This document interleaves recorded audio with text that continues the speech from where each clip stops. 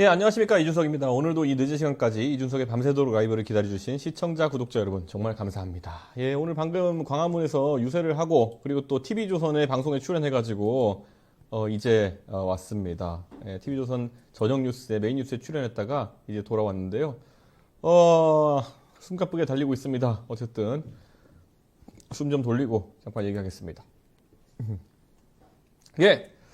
오늘도 잠시 홍보 말씀드리면요. 많은 분들의 성원이 쏟아지고 있지만 아직 힘을 좀 더 보태주셔야지 저희가 이루고 싶은 것들 다 이룰 수 있습니다. 저희가 특별히 후원 사이트 개설했는데요. 사이트 주소는 https givemoney.kr givemoney.kr입니다. 아직 모르시는 분들을 위해 말씀드리면 카카오 네이버로 간편 로그인 가능하고 계좌이체, 카드 결제, 그리고 휴대전화 결제까지 해서 영수증도 자동 발급해주는 후원 사이트입니다. 편하게 이용하실 수 있을 거라고 생각합니다. 한번 보시고 후원 도와주시면 감사하겠습니다. 네. 지금도 실시간으로 후원해주신 분들은 왼쪽에 펭귄이 뛰어다니는 그런 창이 이제 뜨게 되어 있는데요. 많이들 참여해주시면 감사하겠습니다. 예, 정말 여러분의 소중한 후원이 제게는 큰 힘이 됩니다. 후원은 단지 금전적 지원이 아니라 변화에 대한 의지와 용기의 표현이라고 생각합니다. 국민 한 분 한 분의 응원으로 더 멀리, 더 바르게 나아가겠습니다. 예.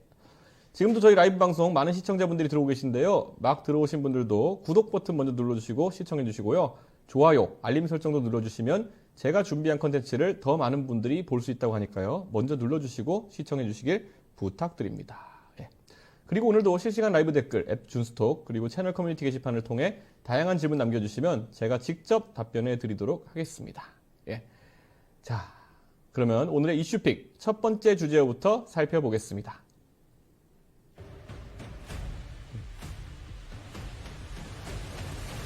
예, 이번 대선은 언더독의 대반란. 예, 이번 대선은 언더독의 대반란이다. 누구 발언인가 봤더니 천하람 의원의 발언인데요. 왜 이런 얘기가 나왔냐면 오늘 주목할 만한 여러 재밌는 질문에 여론조사가 많이 공개됐습니다. 일단 3자 가상 대결 구도로 한 여론조사가 부쩍 늘고 있는데 제 얼굴도 같이 실리면서 10% 이상 득표하는 결과들이 나오고 있습니다. 천하람 의원이 언급한 여론조사부터 볼까요? 일단 이 여론조사는 무당층만 대상으로 한 여론조사이기 때문에 좀 더 유의미한 조사라고 볼 수 있는데 어떤 의미에서든요. 근데 민주당 이재명 후보, 그리고 국민의힘 후보들, 그리고 저 3자 구도에서 이재명 후보는 30%대로 다 비슷비슷했고요. 제 득표만 보면 국민의힘 나경원 후보가 붙었을 때 12%로 가장 높게 나왔고 김문수 장관과의 3자 구도에서 11%로 또 10% 넘었습니다. 어쨌든 상대적으로 이 보수 진영의 색채가 옅은 분들 순으로 제 지지율이 낮아지는 결과가 나왔는데 저희 지지자분들 일각에서는 무당층에서 국힘보다 낮게 나왔다고 좋은 징조가 아니라는 분도 있습니다만 그렇게 보진 않습니다. 솔직히 제가 이야기하자면은 거대 양당에 비해서 소수 의석수를 가진 신생정당으로서 당 브랜드보다 정책적 가치를 지지해 주시는 분들이 더 많다고 생각되니까요. 이번 조사에서 무당층은 지지하는 정당이 없다, 잘 모르겠다고 하는 분들 대상이었는데 보통 정치에 냉소적이거나 이념적으로는 중도에 가깝고 부동층, 즉 변동성이 큰 분들로 분류됩니다. 또 무당층이 보수도 진보도 아니라니까요. 단정 지을 수는 없는 거거든요. 지지정당이 없다는 게 정치적 성향까지 없는 것이 아니라 정치 고관여층의 경우 기존의 보수정당 또는 진보정당에 실망해서 일시적으로 떠나 있는 유동적 지지층이 포함되기 때문입니다. 그래서 샤이 보수다, 샤이 진보다라는 말 많이 썼잖아요. 지금은 지지하는 정당이 없지만 성향이 남아있는 분들도 포함된다는 겁니다. 예, 어쨌든 이 10%대의 숫자는 관심, 신뢰, 기대가 결합된 비율이라고 볼 수 있기 때문에 저희 당에서 유의미한 결과로 보고 있습니다. 역대 선거에서 봐도요. 무당층 여론조사에서 두 자릿수 지지율 나오면요. 대선 주자급의 파급력이 있다라는 평가라는 그런 얘기도 있습니다. 어쨌든 국민의힘 후보들이 그 거대한 당세를 가지고도 무당층에서 20% 정도의 지지율을 받는다는 건요.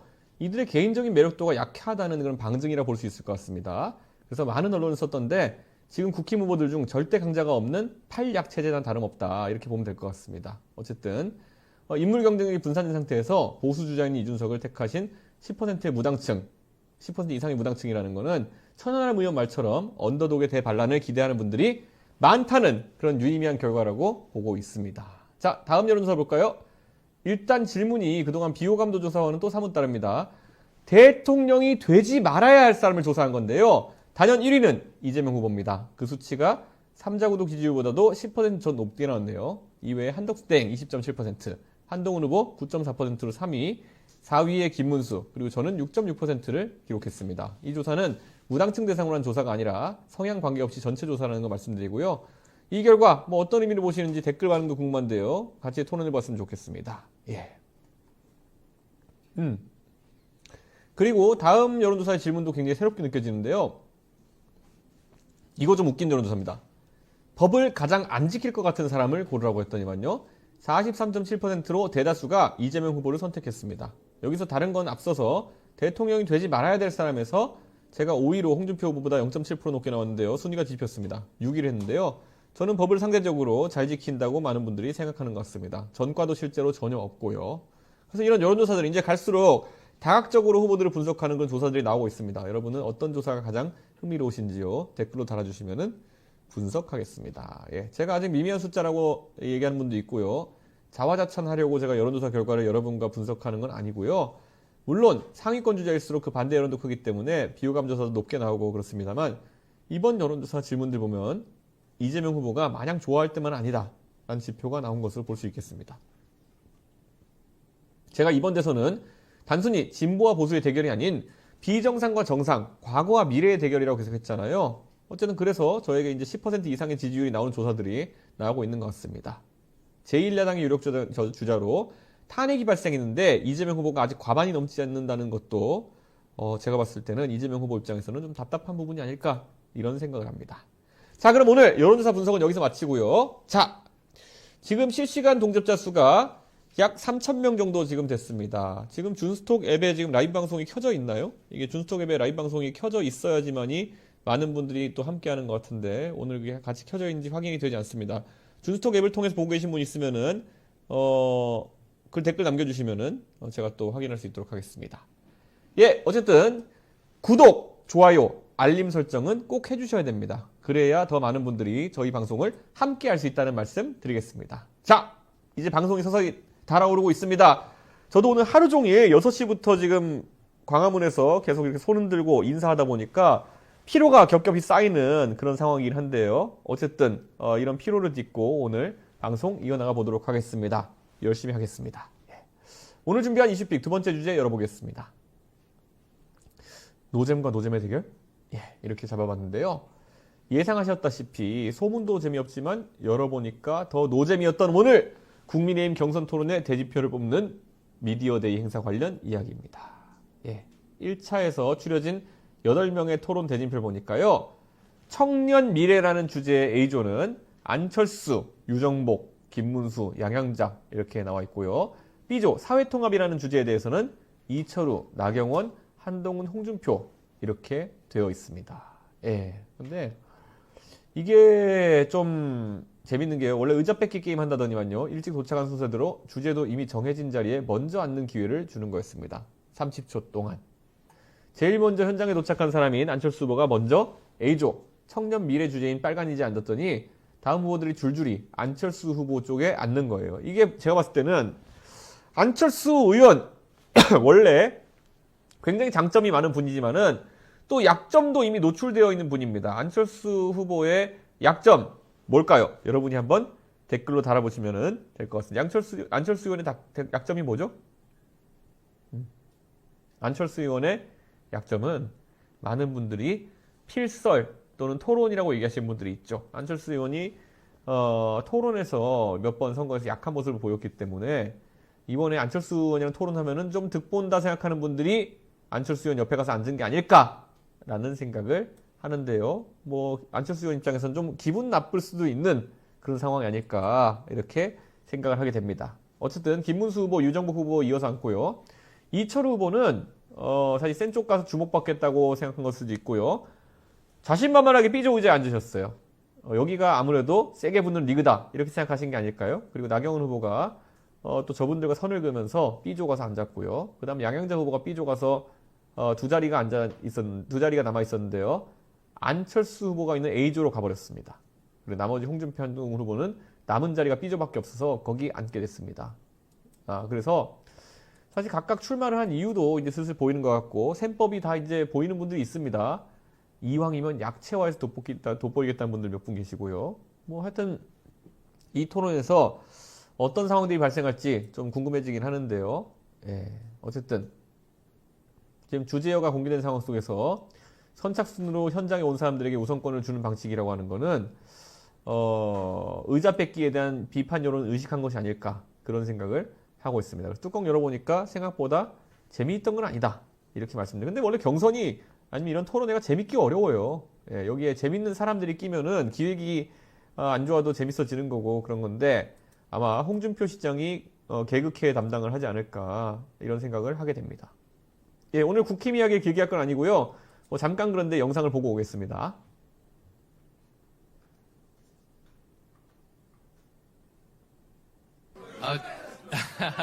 예. 우선, 제가 처음 이 이야기를 들었을 때, 말로 해도 되고, 그 다음에 또 자기가 정리한 글을 써서 정리한 내용을 말씀드려도 된다고 그렇게 들었습니다. 그래서 제가 이렇게 정리한 내용 말씀드리는 점 우선 양해 부탁드립니다. 존경하는 국민 여러분, 당원 여러분, 지금 대한민국은 번영이냐, 추락이냐, 중요한 갈림길에 서 있습니다. 이게 아마 후보들끼리 돌아가면서 출마 이변을 60초 동안 하기로 했던 것 같은데요. 이게 미체 초시계가 돌아가는 것 같은데요. 이게 안철수 후보가 사전에 글로 이게 뽑아가지고 와도 된다고 들었다면서 혼자 페이퍼를 꺼내가지고 줄줄 읽습니다. 그리고 한동훈 후보도 이걸 꺼냈다고 하는데요. 보고 읽진 않았다고 하는데요. 여기서 킬링 포인트는 아마 종이권에서 읽는 안철수 후보는 좀 이상하다는 듯이 옆에서 보고 있는 김문수 후보의 모습이 아닐까 싶은데요. 이게 저희가 국민의힘 유튜브에서 퍼온 영상이거든요. 근데 거기 보니까 카메라 앵글이 어떻게 잡혔는지 보시면요. 나머지 홍준표, 한동훈, 나경원 등 후보들이 그런 안철수 후보를 왠지 좀 안쓰럽게 바라보는 듯한 표정을 갑자기 비춰줘가지고 안철수 후보 진짜 이 토론 문제 때문에 영원히 고통받는 것 같다 이런 생각이 좀 듭니다. 예, 사실 안 후보 혜성같이 정치권에 나타나서 많은 선거를 임하셨는데요. 이게 예전에 보면은 기억나시는 게 눈썹 진하게 하고 복식 호흡 하시던 그런 말투 있었잖아요. 근데 이게 원상복귀가 됐더라고요. 그리고 어쨌든 준비된 말이 아니라 즉석 인터뷰를 하는 것을 좀 두려워하시는 것 같은데 안철수 의원 어쨌든 저는 안철수 의원을 AI 문제나 과학기술 문제에 있어가지고 굉장히 합리적인 대안을 제시하는 그런 훌륭한 분으로 인식하고 있기 때문에 조롱이나 비판은 하면 안 됩니다. 예, 안철수 의원 앞으로 경선 과정에서 더 멋진 모습 보여주실 것을 기대합니다. 예. 근데 이번에 대진표 보니까요, 이거는 딴 건 별로 볼 거 없고요. 홍준표 대 한동훈 대전이다 이렇게 봐야 될 것 같습니다. 예. 홍준표 시장도 그 소위 말하는 정석적인 토론을 하시진 않거든요. 약간 뭐랄까요, 좀 리듬을 깨는 그런 토론을 하시는 분이고. 한동훈 전 대표 같은 경우에는 스타카토 화법이라 그러죠. 호흡에 약간 문제가 있는 그런 화법을 구사하시는데 제가 봤을 때는 한동훈 전 대표를 아마 홍준표 시장이 거의 바보 만들려고 달려들지 않을까 그런 생각을 하게 됩니다. 이건 그냥 상성이 그런 것 같아요. 예, 그래가지고 고생 좀 하시지 않을까라는 생각을 하게 됩니다. 어쨌든 국민의힘의 주자들이 지금 절대 강자가 있다기보다는요, 계속 이렇게 양양양약 구도라고 하다 보니까 당 내부에서도 어디에 줄 서야 되는지 눈치 게임을 하고 있는 것 같습니다. 제가 요즘 또 어제도 얘기했지만 사우나에 가면은 국민의힘 의원님들이 요즘 사우나에 굉장히 자주 드나드십니다. 평소보다 좀 덜 바빠지신 것 같아요. 그래서 사우나에 가면은 거의 한 개 분대 수준의 이제 의원님들 계신 경우도 있어요. 그런데 이 사우나에서 의원들 뵙고 항상 얘기하는 게 제가 저희 공통 질문입니다. 의원들 보면 의원님은 요즘 어느 팀이세요? 이렇게 얘기하는데. 의원님들이 솔직히 고민이 많으신 것 같다. 그래가지고 자신들의 팀을 정하지 못한 분들이 꽤 있는 것 같다. 이런 생각이 들더라고요. 어쨌든 제 입장에서는 국민의힘의 이 경선 과정에서 좀 제가 봤을 때는 치열해질 때 그래서 좀 싸움도 나고 고성도 나고 이럴 때 저희 개혁신당에서는 선명하게 개혁의 길을 보여드릴 수 있도록 하겠습니다. 예. 개혁신당이 사실 한 2주 전까지만 해도 미리 대선 후보를 뽑아놓겠다 했을 때 많은 다른 사람들이 조롱하고 쟤네 미쳤구나 드디어 이렇게 얘기했지만은 개혁신당은 역시 이번에도 옳았습니다. 예, 이런 혼란스러운 상황 국민의힘이 겪는 것과 대비해가지고 저희 이미 본선을 차곡차곡 준비해 나가고 유세 활동을 해나가고 있습니다. 그렇기 때문에 이준석 하는 대로 아니면 개혁신당 하는 대로 따라가면은 손해볼 건 없다 이런 이야기가 항상 맞는 것 같습니다. 예. 그리고 오늘 그 국민의힘은 오히려 윤심과 거리두기 하는 모양새를 좀 보이는데요. 오늘 이상한 뉴스가 먼저 그 앞에 이상한 찌라시가 떴습니다. 그래가지고 윤석열 대통령의 탄핵 심판 맡았던 변호인들이 신당 창당을 하려고 한다는 소식이 그게 단톡방에 뜨고 기사화가 되더라고요. 근데 이거는 진짜 윤석열이라는 사람이 만약 이것에 대해 가지고 동의를 했다 그러면은 대책 없는 거고요. 동의를 하지 않았다면은 드디어 윤석열이라는 사람 주변에도 간신배들이 또 창궐하기 시작하는 겁니다. 예, 이게 지금 없는 집에 지금 도둑들이 들어가지고 털어가려고 하는 거거든요. 저는 이거는 굉장히 위험하다. 저는 이 윤석열 대통령의 얼마 남지 않은 정치적 자산을 가지고 본인들이 창당을 해보려고 하는 것이 아니냐라는 의심을 지금 할 수밖에 없는 상황인데요.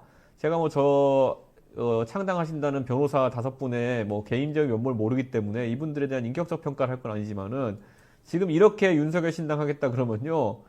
이게 선거관리도 만무하고 이게 좋은 모습으로 운영되기도 어렵다. 예전에 보면은 박근혜 대통령 탄핵 국면에서 우리공화당, 애국당 이런 것들이 이제 사실상 태동을 했는데 그 당들이 박근혜 대통령한테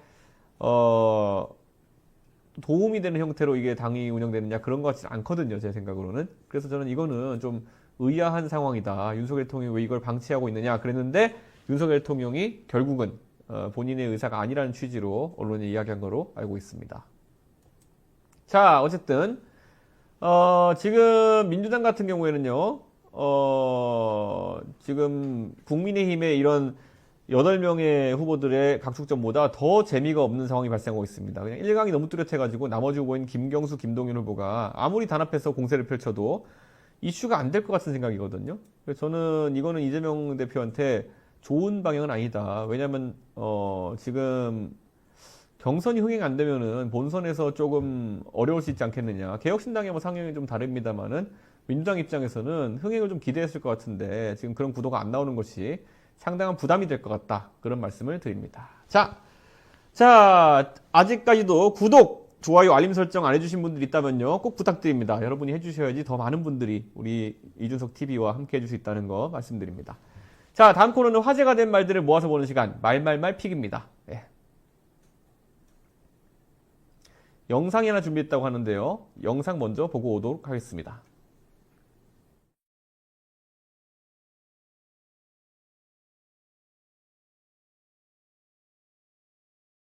아직 준비가 안 됐다 그러네요. 근데 홍준표 시장님이 원래 직언하시는 분이긴 한데요. 오늘 조간 인터뷰에서 양아치는 과한 표현이 아니냐. 예전에 홍준표 시장이 양아치라는 표현을 이재명 대표에 대해서 쓴 영상이 몇 번 돌았거든요.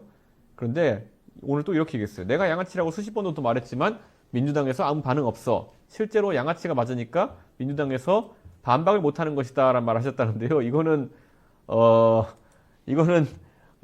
속된 말로 그냥 초딩들 장난할 때 흔히 하는 거 아닌가요? 뭐라 막 한 다음에 가짜나서 이제 놔두면은 너 맞다고 인정하는 거냐 뭐 이렇게 나오는 건데 저는 홍준표 시장님이 좀 웃자고 한 것이지 이게 뭐 실제 진지한 의미가 있지는 않을 것이다 이렇게 생각합니다. 어쨌든 이재명 대표의 게 그냥 양아치라고 꽂았어요. 예, 근데 저는 이거는 그러니까요. 예, 이런 게 사실 홍 시장님이 나이도 70대 되시고 하니까 이제 뭐라고 이런 거 갖다 붙이긴 뭐하지만은 저는 이런 거 하지도 않는데 왜 싸가지 없음이라고 그러고 이게 나이 있으신 분들 이렇게 막 해도 되는 거죠. 이게 전부 다 제가 봤을 때는 연공서열, 나이에 따른 이런 가스라이팅이 아닐까 그런 생각하게 됩니다. 자, 이재명 후보가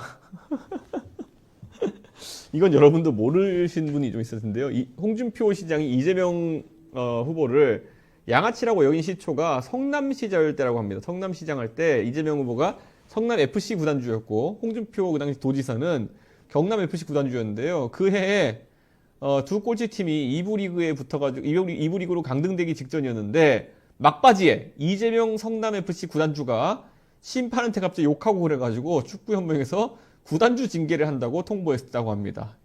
저도 이건 처음 듣는 얘기인데 당시 홍준표 후보가 구단주 징계는 옳지 않다고 오히려 이재명 대표의 역성을 들어줬는데 이재명 후보가 징계심판위원회 가가지고 홍준표도 너희 욕했다고 같이 징계하라고 했다.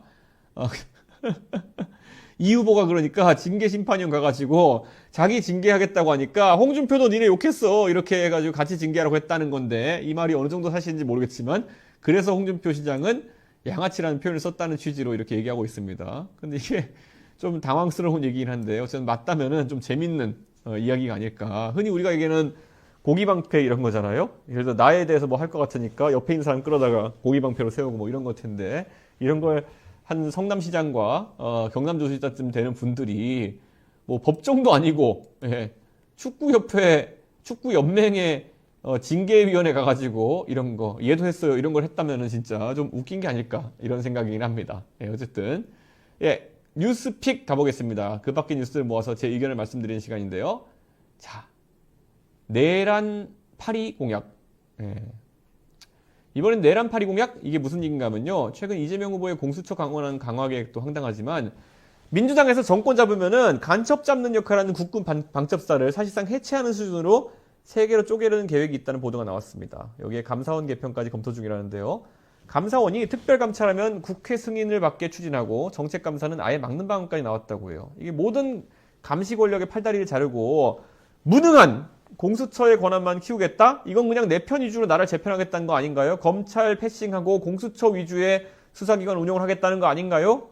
그래가지고 여기에 모든 걸 윤석열 대통령의 12월 3일 계엄 맡겠다는 것을 아무데나 갖다 붙이는 거죠.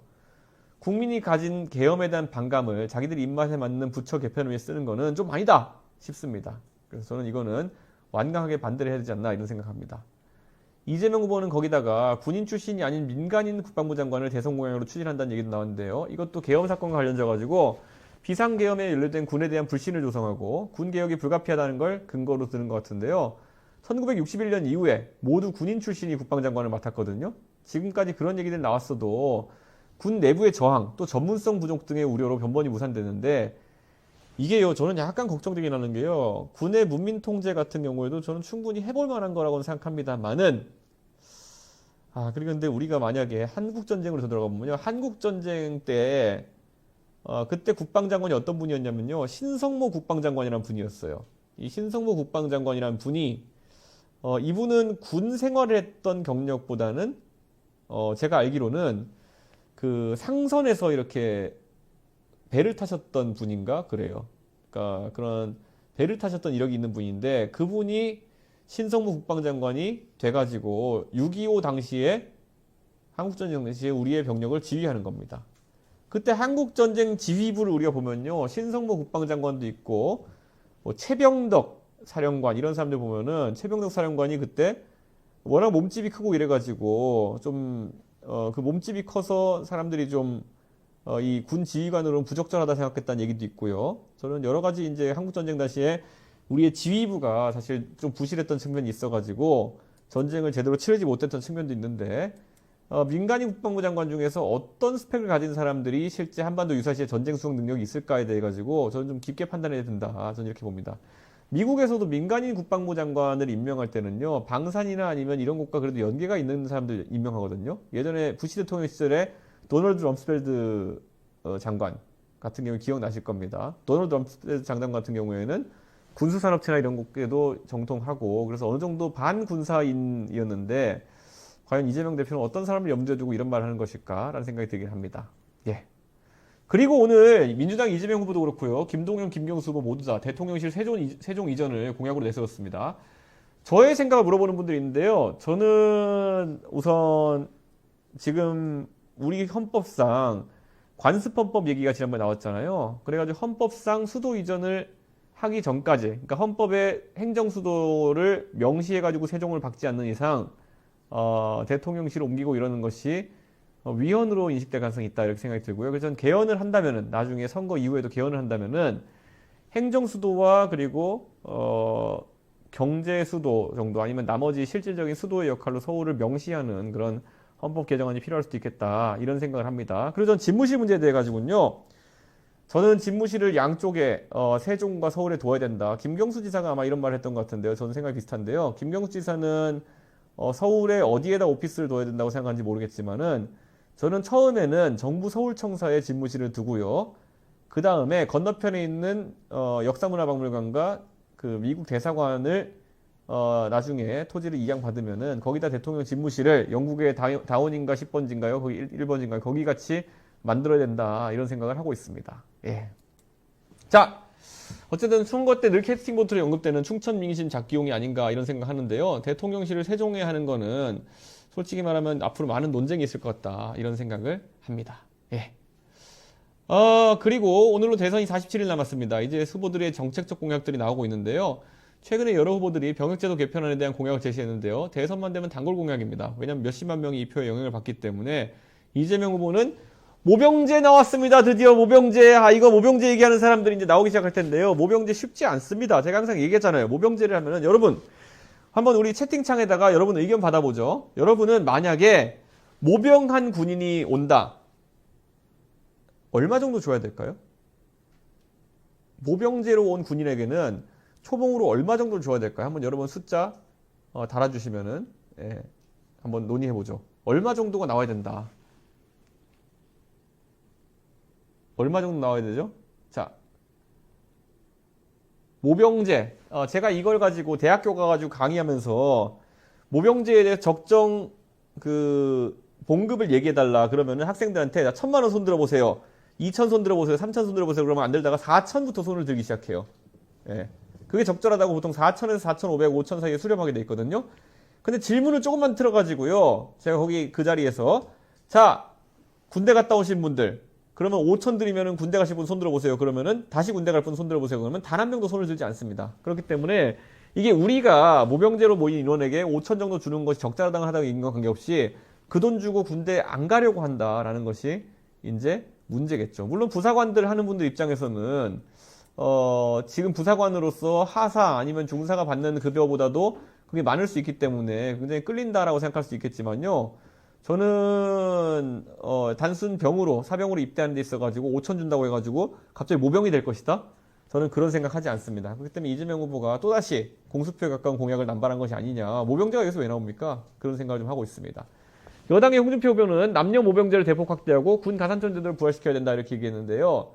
저는 이준석의 생각은 경찰, 소방관, 그리고 교도관, 그러니까 교정직렬이죠. 이런 거 좀 현장직렬에 근무하시는 분들을 채용할 때는 여성도 군 복무를 한 경우에만 경찰, 소방, 교정에 지원할 수 있도록 자격 요건에 병역 의무를 규정 의무화하는 정책을 말한 바 있는데요. 저는 인구 감소 측면에서 병역제도의 문제점과 개선안 이렇게 생각합니다. 저는.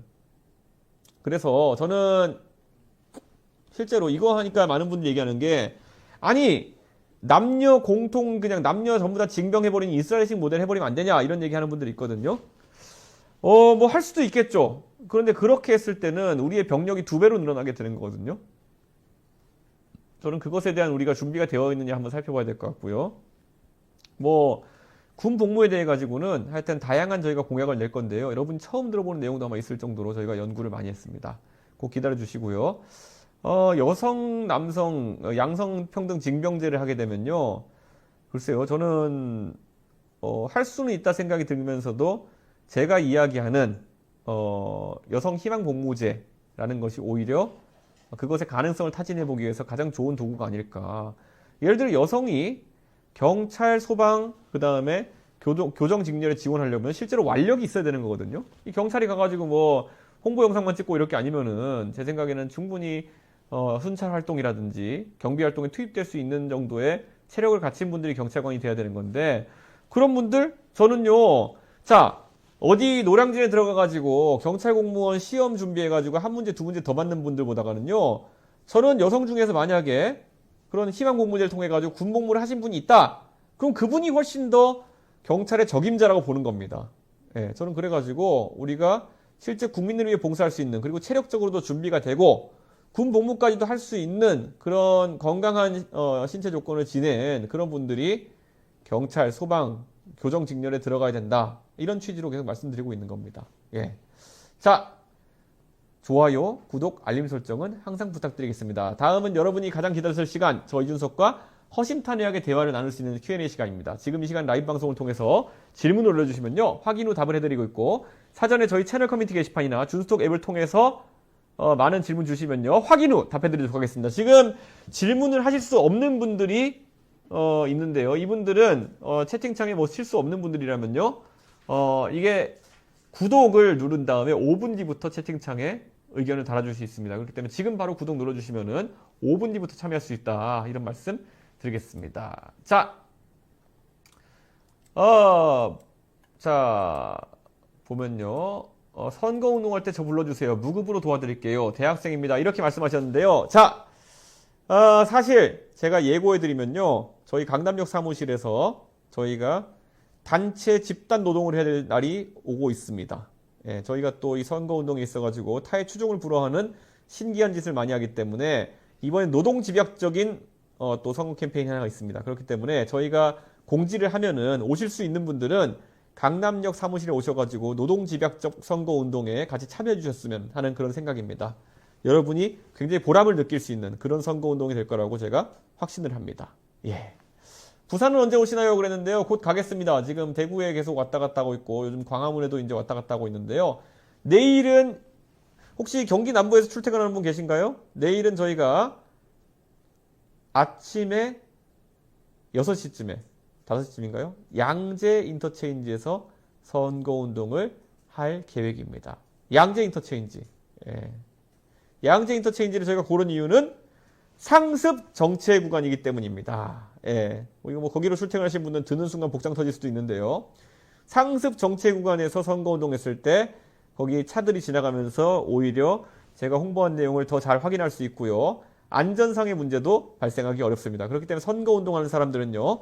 상습 정체 구간을 상당히 선호한다. 이런 말씀을 드립니다. 그래서 상습 정체 구간인 양재 IC에서 내일 여러분에게 아침에 인사드릴 테니까요. 경기 남부에서 출퇴근하시는 당원분들 아니면은 뭐 내곡 고속화도로 타고 와가지고 거기서 양재로 진입하시는 분들 뭐 이런 분들이 있다면요. 저 판때기 들고 있으면 그게 저라고 생각하시면 됩니다. 예. 이게요, 주변에 알려주세요. 이게 원래 제가 지금 광화문 가서요, 판때기 들고 있어도요, 무슨 공익광고하러 나온 사람들이 아는 분들이 있어요. 그러니까 이준석인지 모르는 분이 있죠. 거기 이준석 쓰여 있어도. 왜냐? 이게 선거가 예비후보 선거 기간과 후보 선거 기간이 있는데요. 예비후보 선거 기간에는 후보만 그런 판때기 들고 돌아다닐 수가 있습니다.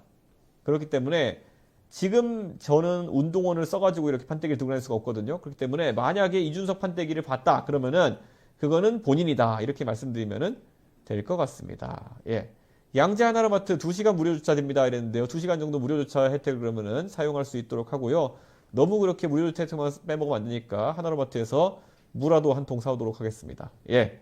어쨌든 선거운동 때 많은 분들의 참여를 기대하고 있습니다. 예. 후보님 대통령이 되신다면 부정선거와의 전쟁 선포를 하시면서 대통령과의 토론으로 방송 편성하셔서 부정선거를 믿는 사람들과 토론하시면 어떤가요? 이러는데요.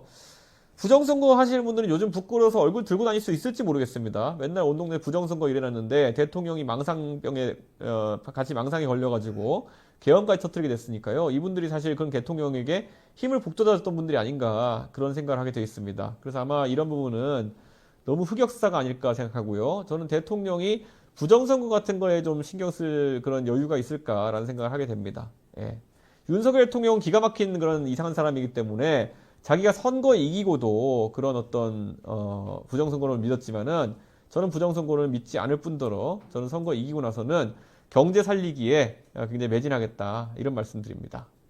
정치인 자격시험에 대한 입장을 유지하고 계신가 이렇게 얘기했는데 정치인 자격시험 PPAT 저는 항상 옹호해왔고요. 이제 개혁신당에서도 비슷한 시도를 해야 되는데 이거 돈 많이 듭니다. 그렇기 때문에 나중에 만약에 지방선거에서 개혁신당이 그런 개혁신당만의 정치인 자격시험을 보게 된다면요. 또 많은 후원이 필요하지 않을까 그런 생각합니다. 그래서 정말 개혁신당이 앞으로 당세를 확장해가면서 새로운 시도를 많이 해가도록 하겠다 이렇게 말씀드립니다. 물론 이번에 이준석 대통령 만들어주시면 아마 돈 걱정은 없을 겁니다. 그렇기 때문에 매번 이 모금이라는 것 때문에 고생하지 않으려면은 이번에 꼭 이준석을 대통령 만들어 달라 이런 얘기를 해야 되는 건데 어쨌든 이번에 여러분의 도움이 필요하다 이런 말씀 드립니다. 예. 인터넷에 돌아다니는 가짜 뉴스, 음모론을 어떻게 대응하고 처벌하실지 구체적인 방안과 정책이 필요하다는데요. 저는 가짜 뉴스 이런 것들을 퍼뜨리는 곳들은요. 즉각적으로 신고에 따라서 수익 창출을 금지시켜야 된다 이런 생각합니다. 그분들이 돈 벌려고 하는 거지 뭐 다른 목적이 뭐가 있겠습니까?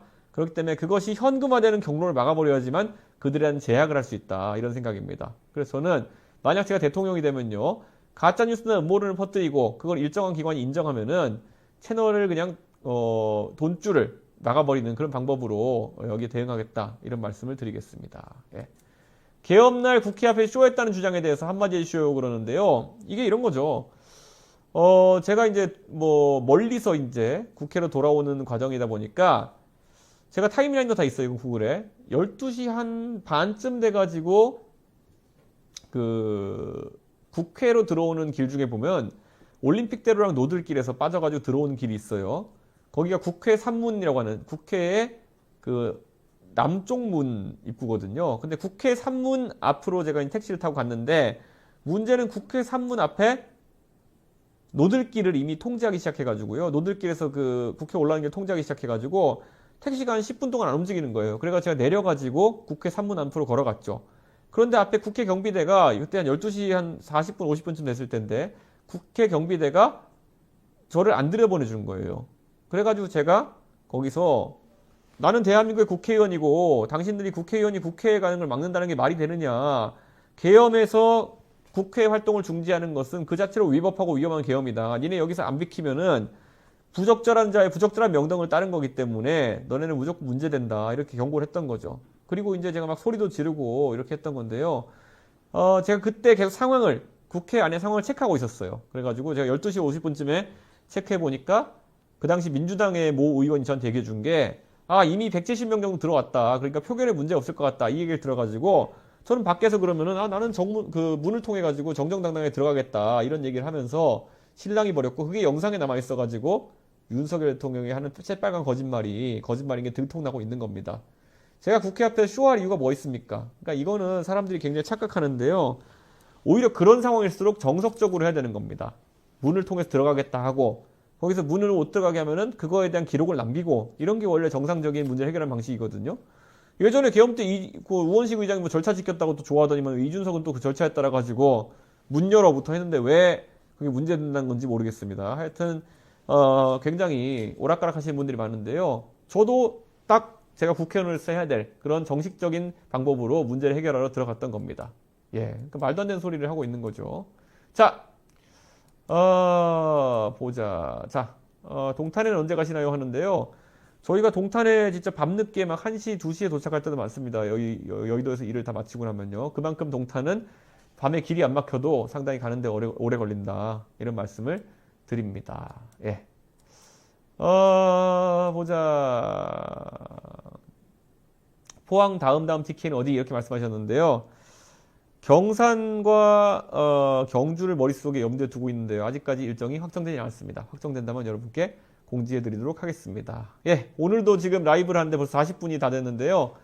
제가 오늘 모 언론사 사장님의 상갓집에 가야 됩니다. 그렇기 때문에 오늘 약간 일찍 방송을 종료할 수밖에 없는 상황 양해 부탁드리고요.